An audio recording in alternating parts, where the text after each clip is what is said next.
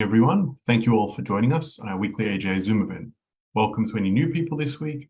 Also welcome to the people watching on Facebook, as well as the people listening to the audio replay, which is being broadcast every Thursday at midday and Sundays at 4 p.m. on J-Air Community Radio at FM 88 in Melbourne or at j-air.com.au. Welcome to everyone. My name is Robert Gregory, and also on the screen you have Dr. David Adler, the president of the AJA, and our guest tonight, all the way from Jerusalem, Bassam Eid. Now, I want to make two quick thank yous before we get started. First of all, thank you to Michael Markowitz, who sponsored tonight's Zoom. And if you'd like to sponsor a Zoom, please get in touch. Do that by email. Also, a big thank you to everyone for the overwhelming outpouring of community support we've been receiving for AJA's position on The Voice, for all the emails, for all the messages. Thanks to everyone. So the format tonight, it's going to be a short presentation from Bassam, and it'll be followed by the chance to ask some questions. If you'd like to ask a question, the best way is to raise your hand with the reaction button. And as usual, written questions can also be placed, on the chat function. But as we usually have more questions that we can get to, we'll see if we can get to some of those. So tonight's topic, the West, including the Albanese government, ignores anti-Semitism from UNRWA and from the Palestinian Authority. In fact, the Albanese government has doubled funding to UNRWA with no strings attached. At AJA, we strive to provide diverse viewpoints on issues of concern to Israel and the Australian Jewish community. Bassam Eid is a Palestinian Arab human rights expert. He founded the Palestinian Human Rights Monitoring Group, PHRMG. He quit the left-wing Israeli group Bassem over its refusal to cover Palestinian Arab human rights abuses. He opposes BDS. He's called out UNRWA. He's been arrested by the Palestinian Authority under Yasser Arafat. So it's a real privilege to have you tonight. Thank you, Bassam, for joining the AJA. Thank you. Thank you. Take it away. Yeah. Good morning from here, or good afternoon for you in Australia. And unfortunately, things became so complicated, let's say, these days, if it is internally inside Israel or it is outside. The issue of the Palestinian-Israeli conflict, unfortunately, right now is not on the international community table. So many problems are surrounding us. Too many challenges are surrounding us, which made the Israeli-Palestinian conflict probably the last thing that the international community is really thinking about it. As you might know, in Israel right now, there is a huge scandal towards the judicial reform that the current government is planning for. A huge demonstrations taking place daily here in Israel, and things became so crowded. In the meantime, the Palestinians, the problem is that the Palestinians looking to what is going on in Israel as a kind of weakness, which is, in my opinion, what is going on in Israel right now is probably the top of the democracy that you can approach. It's not a weakness at all. I think that the Israeli community is trying to show how strong community they are and how they are a so democratic community, and they probably the only democratic community in the Middle East. So I don't think that the Palestinians should have to look to what's going on in Israel as a weak thing or a weak issue. The Palestinians, in the meantime, are not trying even to put out any agenda towards what they are really demanding from the international community. We are a so divided society. Look, the separation right now between the Fatah and the Hamas, the Gaza Strip and the West Bank, which is no one on earth succeed right now to bring any unity between these different bodies. And I think that that's the separation of the Palestinians makes the Palestinians so weak in front of the international community and, of course, in front of the Israelis. We can recently remember the chaos in Jenin and what's really happening over there. I am a person who believes that resistance, which is bought and sold, is not a resistance, but terrorism. The Iranians right now trying to transfer so many funds for the Palestinian terrorist groups, if it is in the Gaza Strip or it is in Jenin in the north of the West Bank. So what is going on in Jenin is not a resistance at all. I think that those terrorists using Jenin as ATM machine, no more and no less. And the victims are only those innocent Palestinians, and especially the Palestinian workers who used to get out daily to work inside Israel and to come back. Now, on the other side, the international community never ever tried to impose any kind of pressure on the Palestinian Authority how they should have to control their own territories. We know that Jenin used to be under the complete Palestinian Authority sovereignty. But if you will go to Jenin, you will never find one Palestinian policeman there. Why the Palestinian Authority ignoring its control in Jenin, as an example? Is Abbas willing really to see Jenin occupied by the Islamic Jihad and by the Hamas? That's a big question. And only right now, the international community start warning Abbas that if you are not going to re-employ your security forces in Jenin, you might lose Jenin very soon, and the Hamas will be so strong over there.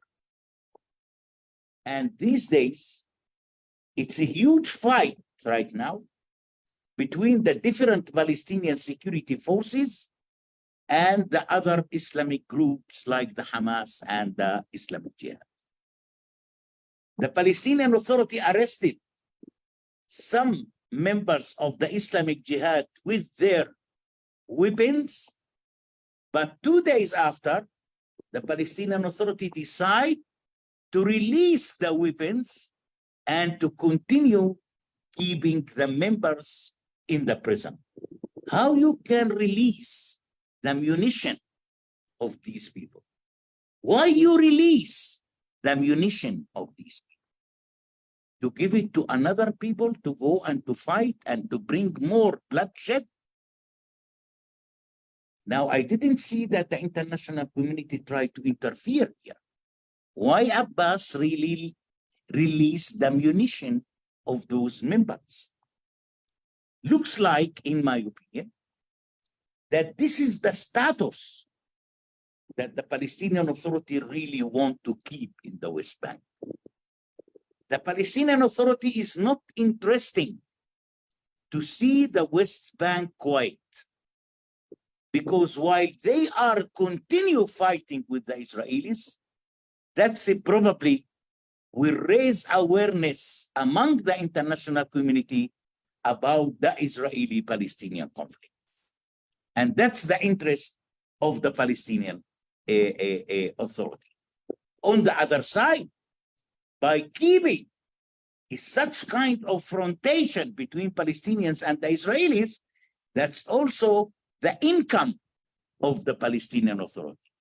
So the Palestinian Authority can demand more and more aid and funds from the international community. I don't think that such policy will really bring any benefits to the Palestinian people. And I think that the international community should have to meet as soon as possible and to put different conditions to the Palestinian Authority that if you are not going to fulfill these conditions, we are not going to send any more money for you. That's probably will encourage the Palestinian Authority to start looking forward how we can control the territories and how we can keep those territories much more quiet than these days. As you can look into the Gaza Strip right now. Now, Gaza Strip looks like a little bit quiet if we want to compare it with the West Bank. And why it is so quiet? Because the Hamas took into his consideration that 20,000 Palestinian workers who are getting out of Gaza daily to work in Israel and to come back. That's a huge income for the Hamas. And this is one of the reasons why the Hamas is trying to keep the Gaza Strip quiet, but in the meantime, it's trying to put oil on the fire in the West Bank and inside Israel. This is one of the major important issues, that the economic prosperity to the Israeli-Palestinian conflict is probably the most important issue these days. I think that the both sides, the Israelis and the Palestinians, really need is such kind of economic prosperity in terms to try to reach any way of peace in the near future. On the other side, I didn't see right now that the international community is trying to push anything forward towards the Israeli-Palestinian conflict. Unfortunately, looks like that the international community is really much more interested in the continuation of the conflict rather than in the solution of the conflict. And this is one of the major problems right now. Look what's going on these days between the American administration and the current Israeli government. Things looks like very bad. Biden refused right now to invite Netanyahu to the White House. In the meantime, the Americans should have to make a separation here between the Israeli government and the state of Israel.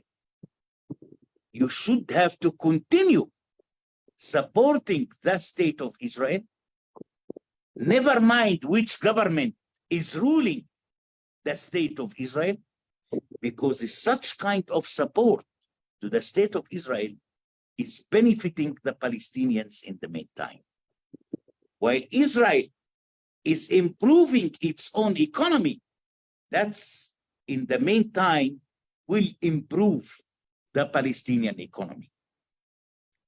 Now, if we will go to UNRWA and the whole issue of the anti-Semitism, in my opinion, UNRWA is trying to continue keeping the Palestinian refugees in the refugee camps as hostages.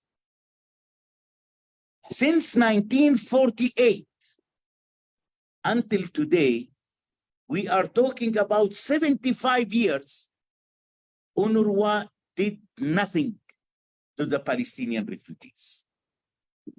And the question is, when really UNRWA is going to solve the status of those refugees, if it is in the West Bank or in the Gaza Strip or in Lebanon, Syria, and in Jordan? If we will look today to the activities of UNRWA, no doubt that the activities of UNRWA is full of anti-Semitism. If we will look these days to the textbooks in the Palestinian schools and what UNRWA is teaching our children, it's really horrible. It's really horrible. 4 years ago, I took a small camera and I went to different Palestinian schools in the refugee camps, not only in the West Bank, but also in Jordan. And I interviewed some of the children by asking them what they are teaching you in the school. You couldn't believe that some of the children told me on camera that they are teaching us how to resist, how to explode ourselves, how to commit a suicide in terms to liberate our people from the Israeli occupation. In the meantime, I succeed to bring 2 teachers to show them the videos by saying, listen what the children saying. Then the teacher said, of course, what do you want us to teach them? This is the most important thing to teach them, how to liberate their people from the Israeli occupation. You know, if such video has been published, and those 2 teachers are still teaching in the same school. UNRWA didn't take any measures against them, and I didn't see any kind of condemnation or any kind of protest from the international community, especially from the EU, because the EU is the biggest funder for UNRWA and for the UNRWA education system. This is a huge trouble right now for the Palestinians. How we can get rid of such kind of things. If those things are happening under the eyes of the international community, so how the Israeli-Palestinian conflict really is going to be solved? I don't believe, I don't trust the international community anymore. And we should have to continue encouraging the Palestinians and the Israelis that we should have to be more courageous in terms to reach a kind of peace between ourselves. It's so much of a bloodshed took place between the Israelis and the Palestinians. And I think that it is the time right now to stop such kind of a bloodshed. When families are killed, when young sisters are killed, I don't think that that's really will bring any kind of peace between the Israelis and the Palestinians. I think that the international community should have to impose more and more pressure here.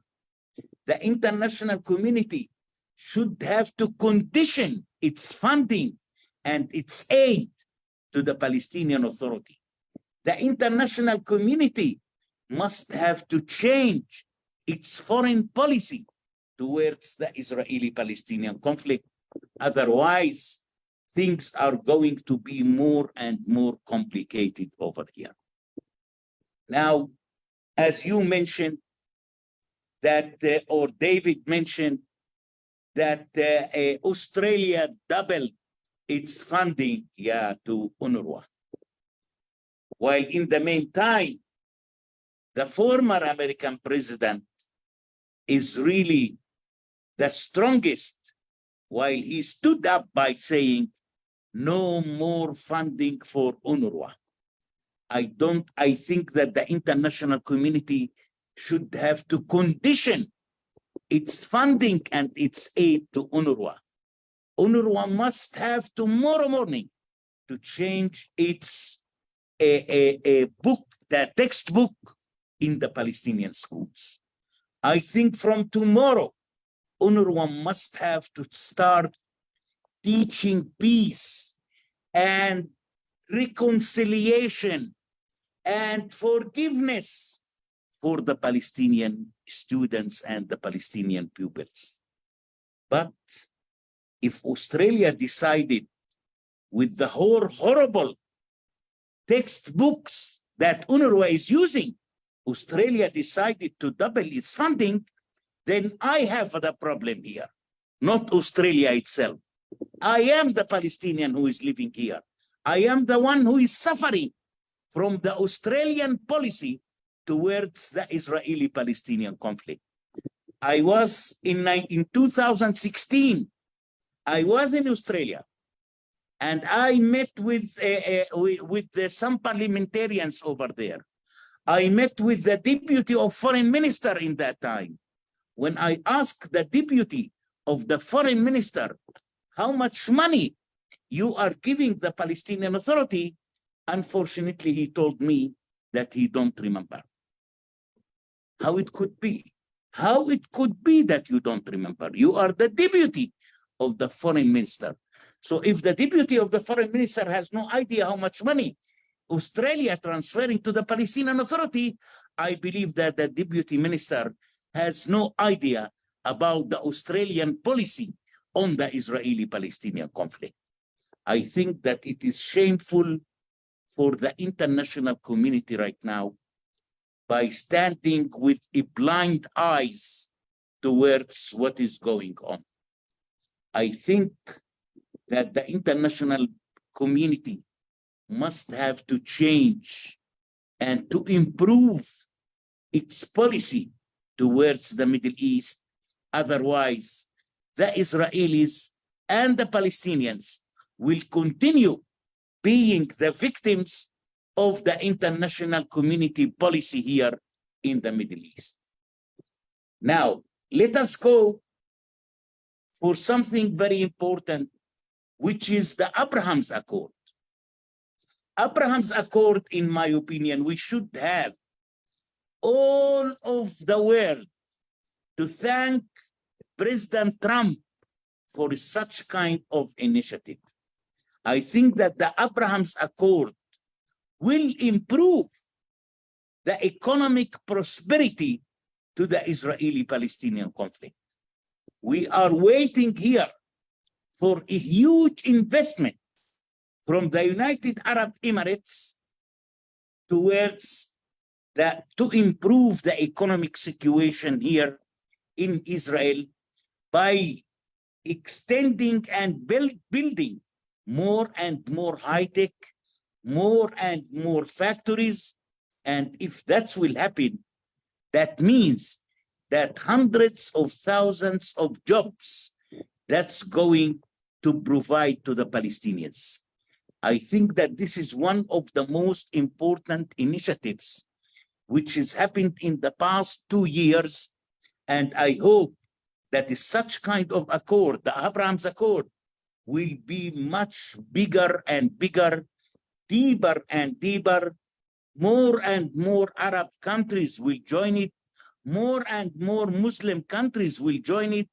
And if we will reach such a huge accord between Israel and the Arab country and the Islamic country, I believe that that's probably will pave the way towards a future peace between the Israelis and the Palestinians. Let me stop here right now and probably open the floor for the audience to ask questions and to make things probably more clear. Thank you very much. Thank you, Asamnos. Excellent. I just wanted to ask you a question. So we hear a lot of accusations against Israel. What do you say when, is Israel an apartheid state? See, I think that those who are using the slogan, I call it a slogan, that Israel is an apartheid. I think that those people never been in Israel. I think that they should have to come and to visit Israel and to see from near if Israel is an apartheid or not. See, I was in South Africa 4 times, and I know what does it mean, the word apartheid. I think that the definition of the apartheid that those people trying to allege Israel, they have no idea what does it mean apartheid. When you have an Israeli Arab in the Israeli High Court, this is not an apartheid. When you have Israeli Arab doctors in the biggest departments in the Israeli hospitals, this is not an apartheid. When you have a joint Israelis and Israeli Arabs in the universities, I don't think that that means that Israel is an apartheid.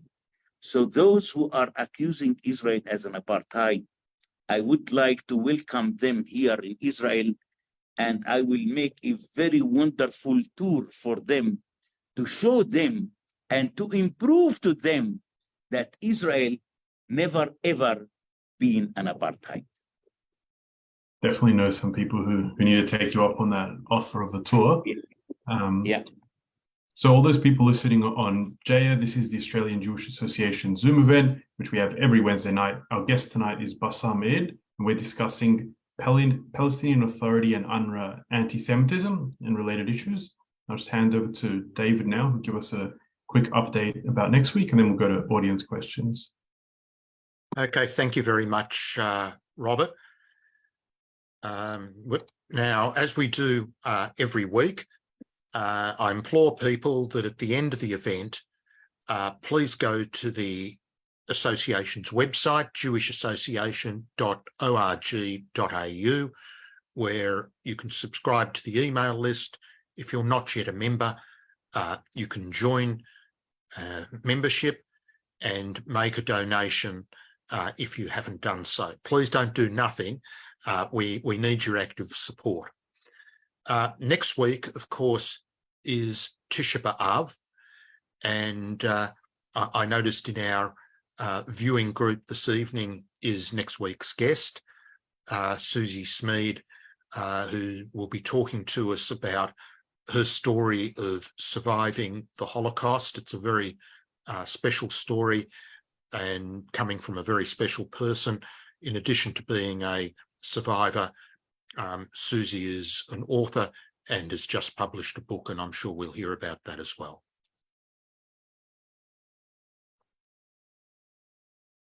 Okay, let's go to some audience questions. Alan, you have your hand up first. Would you like to unmute? Yeah, I saw a question on the screen. Yeah, someone asking if I already informed the EU about their foreign policy. Yeah, I want to say that 3 years ago, I think 4 years ago, 2019, I was invited to the EU in Brussels, in Belgium, and I went over there for speech, and I think that most of the parliamentarians who were there didn't like really what I said in that time. But of course, I was there, and I was so critical to the EU and their foreign policy here in the Middle East, and especially to the Israeli-Palestinian conflict. And in the meantime, I informed some of the parliamentarians in the EU about the textbooks of UNRWA. And even I took with me some translations for the textbooks from Arabic to English. I gave it to them. I said, please read it carefully and try to make a change as soon as possible. Unfortunately, since 2019, they did nothing towards UNRWA and the textbooks, And in the meantime, I never been invited again to the EU since that time.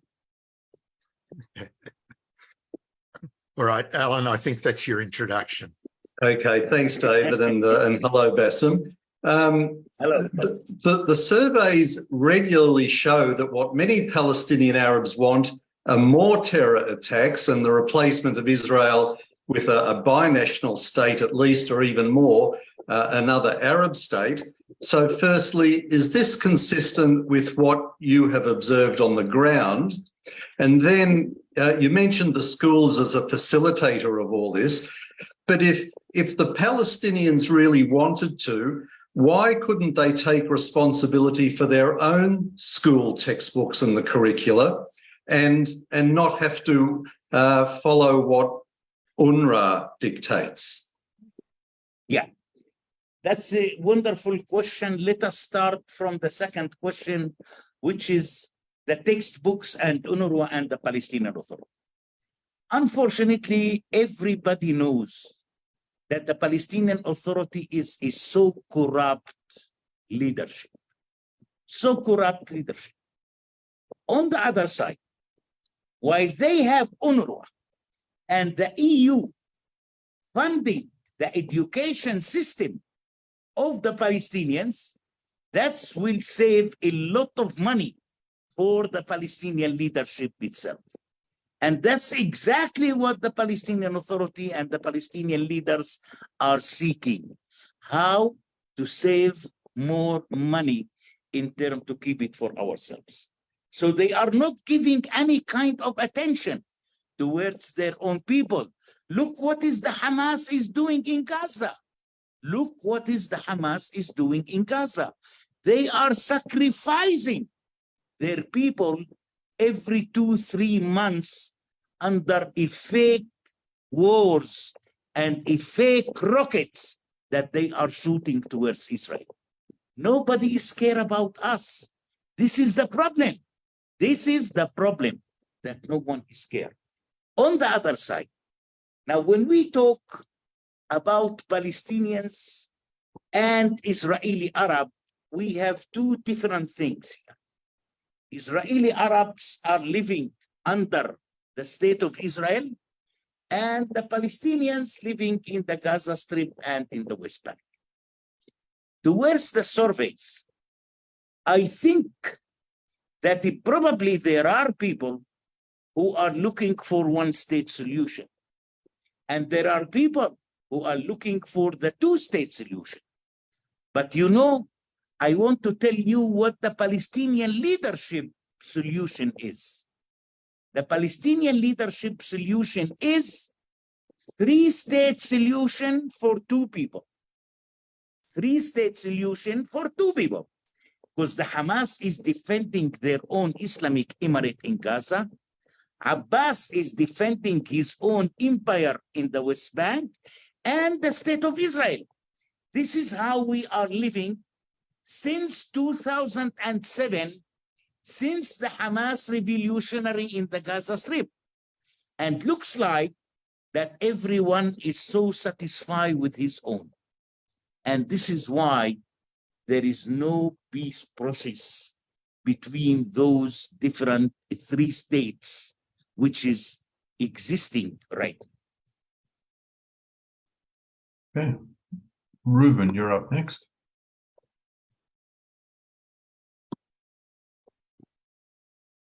Ahlan wa sahlan. My question is, what's your opinion about dissolving the PA, making the current residents of the of Judea, Samaria, permanent residents of a new sovereign Israel, incorporating Judea, Samaria, and Gaza as well? I know there's an issue with Gaza with the Hamas, but that could be resolved. I mean, for the better of everyone, we could live in peace. See, I want to tell you that Israel is not interested anymore in anything called Gaza Strip. So Israel considers Gaza right now as a state, which is ruled by the Hamas. Now towards the West Bank, You know, probably 2 years ago, or a little bit more, the right wing in Israel demands from Netanyahu to annex Area C to Israel. You know, a few days afterwards, I went to the Jordan Valley, where there are some, you know, small villages, which is called Area C. And I asked people, what do you think if Israel will annex you tomorrow morning to Israel? You couldn't believe how people has been so happy in that time. And people would love to see themselves not as citizens, under the Israelis, but even as residents under the Israelis. People told me we don't need passports, just to give us an ID, and the Israeli ID at least will give us a freedom of movement. We can travel wherever we want without any permissions, like those days that we are living under. But in the meantime, I don't think that Israel is interested to annex any areas in the West Bank. Of course, not in Gaza, and looks like that the Israelis almost realized that the Palestinians are still not ripe enough to have a state or even to have an autonomy, because the Israelis almost gave us an autonomy, and look what's happened since 1994 until today. How the Palestinians became separated, how we divided Gaza from the West Bank, how we are fighting internally much more than we are fighting the Israelis. So I think that the Israelis observing us, and the Israelis are waiting for the golden opportunity, probably, if that will happen, to make peace with the Palestinians. I mean, that's fascinating what you said about Arabs in Area C wanting Israeli residency. It's not what you hear in the international media or from the EU and the UN. So I wanted to ask a related question. We hear a lot of conflicting figures about the demographics of Palestinian Arabs. So I want to ask you, what are the numbers, and especially what are the numbers in Area C? See, Area C considered as the biggest territory in the West Bank right now. And there is a kind of, looks like to me that there is a kind of a lot of plans has been made by the Israelis towards the future of Area C. I don't believe that the Area C one day the Israelis will withdraw from it, because Area C is so close to the most settlements in the West Bank. And the Israelis trying to keep Area C under its security because of the security of the settlers and the settlements in the West Bank. So I am quite sure that the Palestinian Authority will never ever be able to get Area C, because we can see that probably 10% of the West Bank, the Palestinian Authority right now is unable to control.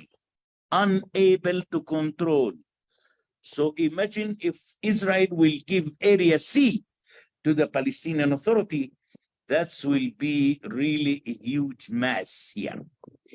And in the meantime, if you will look today to Jenin as an example, Jenin is trying to create a kind of a factory of rockets. And that should have to make the Palestinian Authority and the Palestinians very scared. Very scared. I don't want to talk about the Israelis. Very scared. Imagine what is the distance between Ben Gurion Airport and Jenin. It's not that much. It's not that much. It's not Gaza. We are not talking about Gaza here. We are talking about Jenin.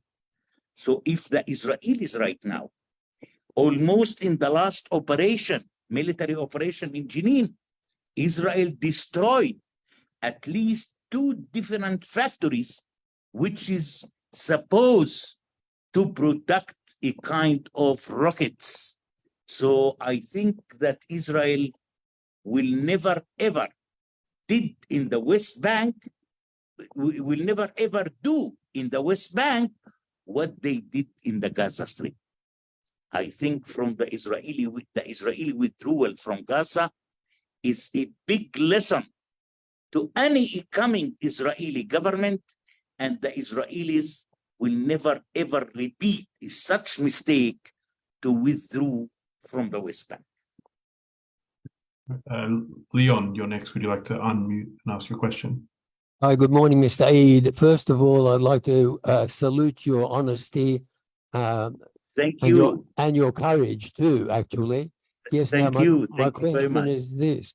You have outlined you have described the way that the international community fosters war and not peace. However, do you have a theory about why the international community fosters war rather than peace? They know the facts, but they still foster war and not peace. See, I have the feeling, and this is what I told them in the EU in Brussels, that the EU and the Europeans never ever fallen in love with the Palestinians. Never ever fallen in love. But in the meantime, in my opinion, I think that the Europeans are using the Palestinians.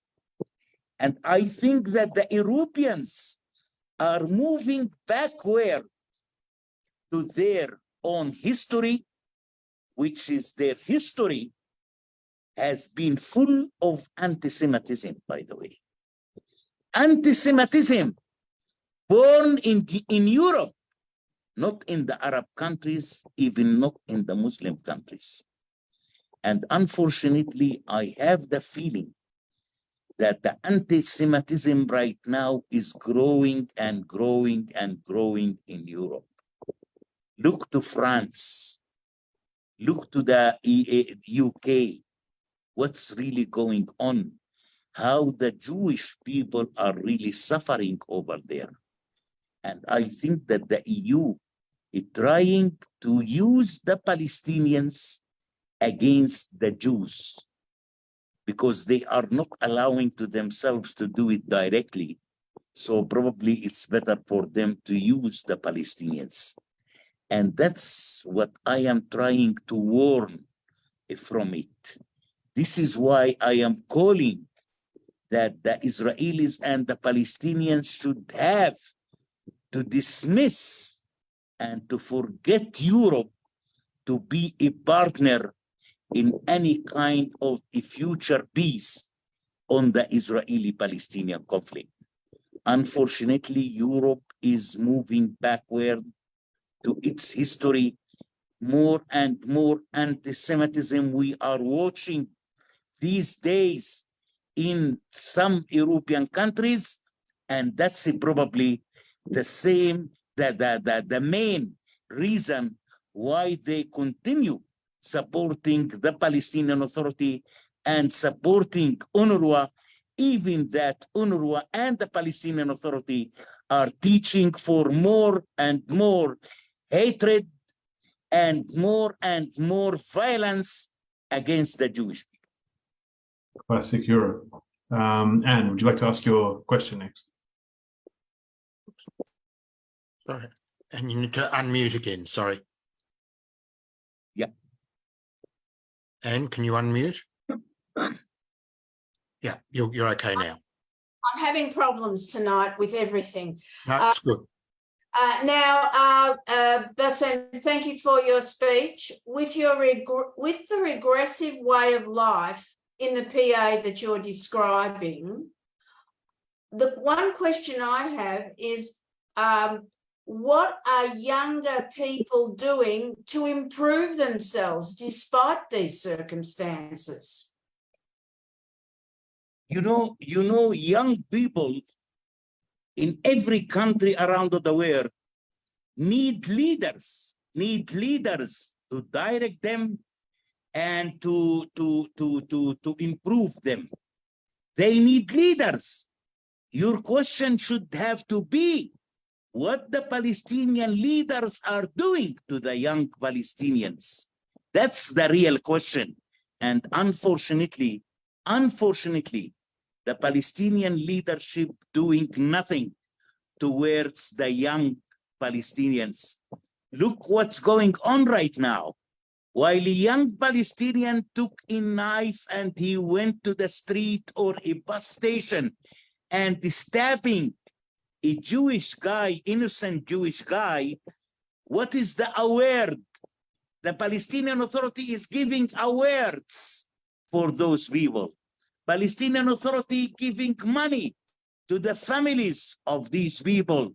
And this is what we used to say, pay to slay, pay to slay. This is what the Palestinian Authority is doing under the eyes of the international community. Under the eyes of the international community. The money that the Palestinian Authority is paying to slay is not coming from me. It's not coming from any of the Palestinians. It came from the international community. It came from Europe. It came from Australia. It came from the United States. This is what the Palestinian Authority is doing, unfortunately. And this is how the Palestinian Authority is trying to encourage more and more young Palestinians to attack Israelis. You mentioned the pay for slay. AJ has been very active on this. David Adler's had some front page coverage in The Spectator, and we played a role in getting Australia to stop transfers to the Palestinian Authority because of pay for slay. I've got a written question here from Ida. I wanted to ask, why don't the Arab countries in the Abraham Accords, why aren't they supporting Israel in the United Nations? Again, can you say it again? Why the Arab countries? The countries like the UAE and Bahrain, why don't they support Israel in the UN? See, I think that they are supporting the UN in terms to satisfy the Palestinians and some other Arab countries. I can look to such kind of support as a kind of let's say decoration. I call it decoration. They just don't want to be isolated by other Arab countries because they are not supporting the UN. And if you will look to those Arab countries, how much money they are supporting the UN? How much money? I think that America and Europe is paying much more money than the Arab countries are paying to the UN. On the other side, what does it mean to support Israel? To support Israel, I think that will go directly between them and Israel. We know that the United Arab Emirates almost declared about $12 billion that they are going to invest in Israel. I think that this is the real support. This is the real money, not what they are giving to the UN. And I think that it is much more a political issue rather than it is a humanitarian issue. But the most important issue is that we have a peace accord these days between Israel and the United Arab Emirates and the Kingdom of Bahrain and the Kingdom of Morocco. That's the most important thing that we should have to focus on it, not how much money those Gulf countries are giving to the UN. Bassem, can I ask you a question? We have had Please. we've had a change of government in Australia just over a year ago. We now have a left-wing Labor government. They are considering whether to recognise a state of Palestine. In your view, would that be helpful or unhelpful? No, listen, which state they are going to recognize? Where is the state? Where is the state that they want to recognize? And this is, one of the most important issues that I used to say, a state which has no infrastructure of a state where is 2/3 of its population are still living in a refugee camp. This is not the state that I am dreaming in. I think that the state should have to be built before it's recognized. And I didn't see right now that any country around the world is trying to invest in the building of the state at all. So it's useless if your government is going to recognize it or not recognize it. It's completely useless because the state that they are going to recognize never ever been exist. Thank you. Ron, do you want to? You are okay. Off you go, Ron. Thank you for your very constructive talk, Bassem. Thank you. I'm wondering if you've ever discussed your views with Munib al-Masri, who could, potentially be an alternative to what UNRWA is doing and actually utilize Palestinian high-tech workers and so on to build up an alternative to the UNRWA. Have you ever discussed that with him? No, unfortunately not. It's for me, it's a little bit difficult to approach these people, and those people never ever try to approach me. I don't think that a person like Munib al-Masri can be a solution for the so big troubles that we are suffering from. I think that, those businessmen are people who are much more care about their business rather than they are care about their own people. I don't believe in them because they believe in money. I believe in ideology. And that's a huge confrontation here between, the two sides. So unfortunately, I never ever met with him.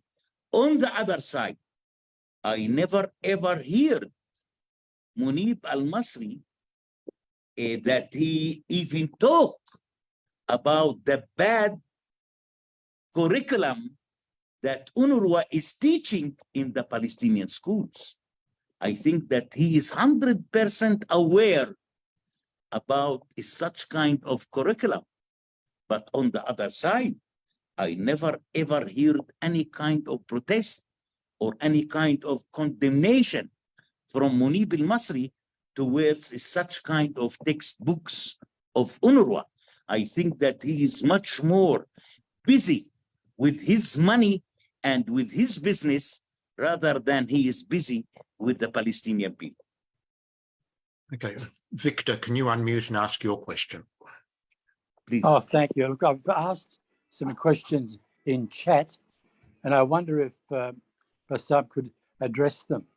And the one point I made early was that there's an organization in Israel which is chaired by Sheila Raviv, who I know well, which has the function of going to the Abraham Accord countries to address this question of the textbooks, and they've made great progress. You are asking me about myself. I'm asking you about the questions I've asked, but particularly drawing your attention to an organization in Israel called Impact C, that's -SE. Yes, I know.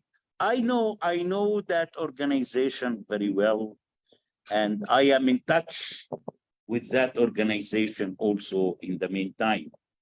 I know that they are following the UNRWA textbooks. I think that they are also following some of the Arab media on what's really going on. And let me say that we are in a kind of cooperation. Let's say sometimes also when they are receiving foreign delegations from outside Israel, sometimes they are inviting me to come and to address, to give a speech over there, or to give, some overview about the Israeli-Palestinian conflict. So we are in cooperation, but unfortunately we are unable to make any change here. I think the only one who can change the curriculum is those who are supporting and funding the curriculum. Those are the main reason. Those are the responsible people for such horrible curriculum which is taking place in the Palestinian schools these days. I think that the funders should have to meet with UNRWA and to impose conditions. If you are going to change your textbook, we are going to continue funding. But if that textbooks will remain as they are, there is no more funding for UNRWA. And this is why I welcome the decision of President Trump when he decided to stop funding UNRWA in that time. And I said, I hope that the other European and other countries will follow the policy of Trump.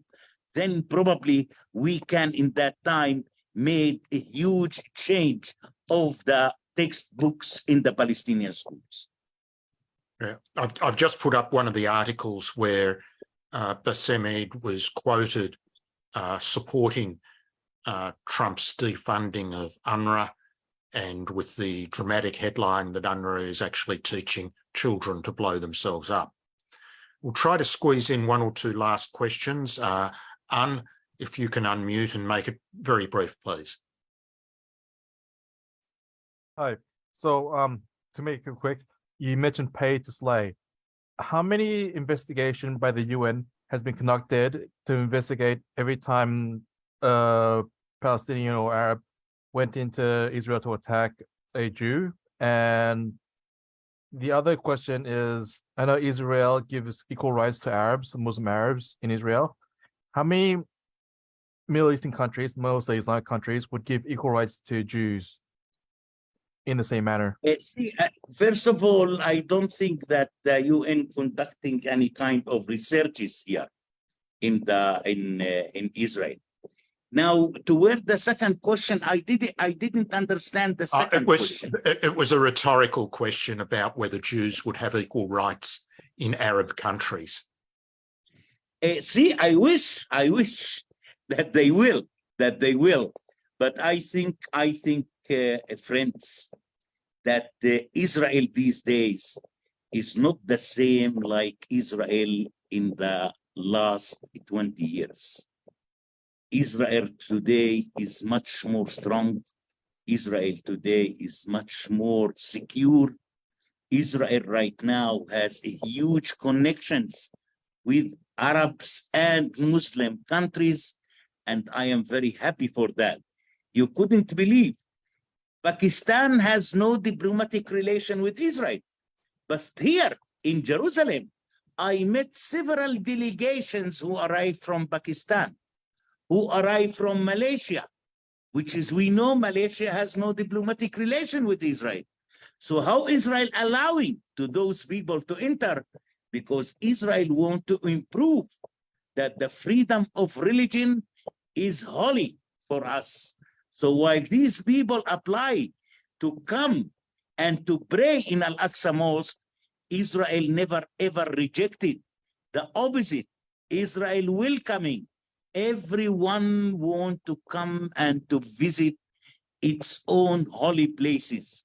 So I think that Israel these days is in a better shape than it used to be in the past 20 years. Okay, last question, and we'll need to make it brief, Hugh, because we're up to time. Hugh Kitson from England. Sure. Hello, Bassem.